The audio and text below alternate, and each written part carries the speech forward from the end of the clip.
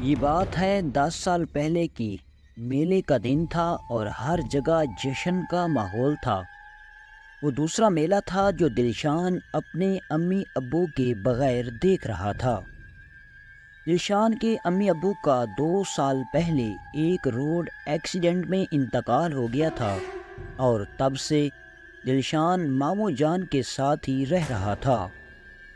اس سال ماموں کے گھر پر میلے کی زبردست تیاری چل رہی تھی، جہاں اس کے سارے رشتہ دار موجود تھے۔ دلشان اتنے سارے لوگوں کے بیچ ہونے کے باوجود بہت اکیلا محسوس کر رہا تھا۔ اس سے اپنے امی ابو کی بہت یاد آ رہی تھی۔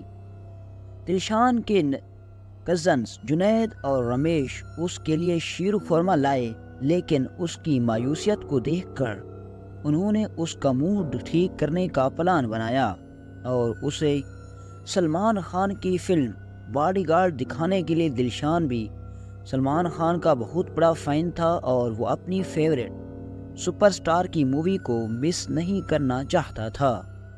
شیر خورما کھاتے کھاتے وہ گھر سے باہر نکل کر دونوں بھائیوں کے ساتھ مووی دیکھنے چل پڑا۔ میلے کے دن ہی ریلیز ہوئی باڈی گارڈ سب جگہ ہاؤس فل جا رہے تھے اور ان لوگوں کو کہیں مووی کے ٹکٹس نہیں مل رہے تھے۔ بڑی مشکل سے انہیں شہر سے کافی دور ایک پرانے سے سینما گھر میں 3 ٹکٹس مل ہی گئے۔ دلشان سلمان کی مووی دیکھ کر بہت خوش ہوا اور اس کا دھیان پرانی یادوں سے بھٹک گیا۔ تینوں بھائیوں نے مووی خوب انجوائے کری اور واپس اپنے گھر کی طرف نکل گئے۔ جنید اور رمیش ایک بائک پر تھے اور دلشان اپنی گاڑی پر ان کے پیچھے پیچھے باڈی گارڈ فلم کا ایک گانا گنگناتا ہوا جا رہا تھا۔ دلشان کے بھائیوں کو ایک سنسان لیکن شارٹ کٹ راستہ پتہ تھا، تو گار جلدی پہنچنے کے چکر میں انہوں نے وہ راستہ لے لیا۔ دلشان بھی انہیں فالو کرتے ہوئے اسی طرف چل دیا اور اس نے اپنے آگے دونوں بھائیوں کی بائک نہیں دیکھ رہی تھی۔ وہ پھر بھی گانا گنگناتے ہوئے آگے چلتا گیا۔ اچانک ایک موڑ پر دلشان کو اپنے سامنے ایک بہت بڑا سایہ دکھائی دیا۔ وہ گھبرا گیا اور اس نے زور سے بریک لگایا۔ اسے اپنے سامنے ایک 10 فیٹ لمبا آدمی تھا جو اسے گھورتے ہوئے اس کی طرف بڑھ رہا تھا۔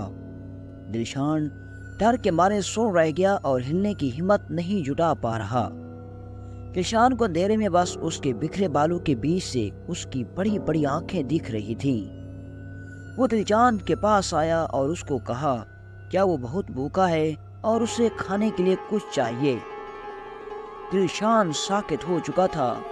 وہ اسے سن رہا تھا لیکن منہ سے ایک لفظ بھی نہیں نکال پا رہا تھا۔ اس آدمی نے پھر سے غصے میں کہا مجھے ابھی کھانا چاہیے۔ جیسے جیسے اس کا غصہ بڑھ رہا تھا وہ آدمی بھی اور بڑا ہوتا جا رہا تھا، جیسے کہ وہ کوئی بھیانک راکشس ہو۔ اچانک سے دلشان کو لگا کہ اس کی امی ابو نے اس کا ہاتھ پکڑ لیا۔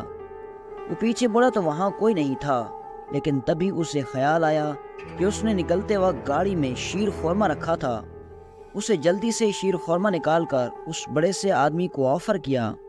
اس آدمی کا ہاتھ اس کی اور بڑا اور اپنے لمبے لمبے ہاتھوں سے وہاں سے غائب ہو گیا۔ بیچ راستے میں اکیلا کھڑا دلشان کچھ سمجھ نہیں پایا کہ اس کے ساتھ کیا ہوا۔ وہ جلدی سے اپنی گاڑی سٹارٹ کر کے تیزی سے وہاں سے نکل گیا۔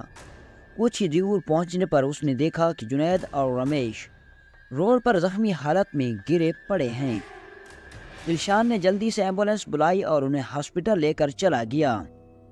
ماموں جان ہی دلشان سے خبر سن کر فیملی کے ساتھ ہاسپٹل پہنچ گئے۔ کچھ گھنٹوں بعد جب جنید اور رمیش کو ہوش آیا تو انہوں نے بتایا کہ راستے میں کچھ گنڈوں نے انہیں گھیر لیا اور ان کے سارے پیسے لے لیے اور پیسوں کی لالچ میں گنڈوں نے انہیں بہت مارا، جس کی وجہ سے وہ زخمی حالت میں ہو گئے۔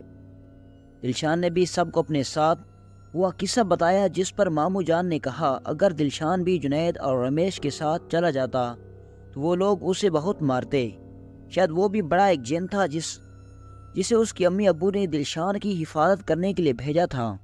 دلشان نے جب واپس سوچا تو اسے سمجھ آیا کہ شاید ماموں جان صحیح کہہ رہے ہیں اور اس کی حفاظت کے لیے اس آدمی کو بھیجنا ہی دلشان کی خوشی تھی جو اسے اپنے گزرے ہوئے امی ابو سے ملی۔ اس دن کے بعد سے دلشان کو اپنی امو ابی کی کبھی محسوس کمی نہیں ہوئی اور اسے ہمیشہ لگا کہ اس کے امی ابو اس کے ساتھ ہی ہیں۔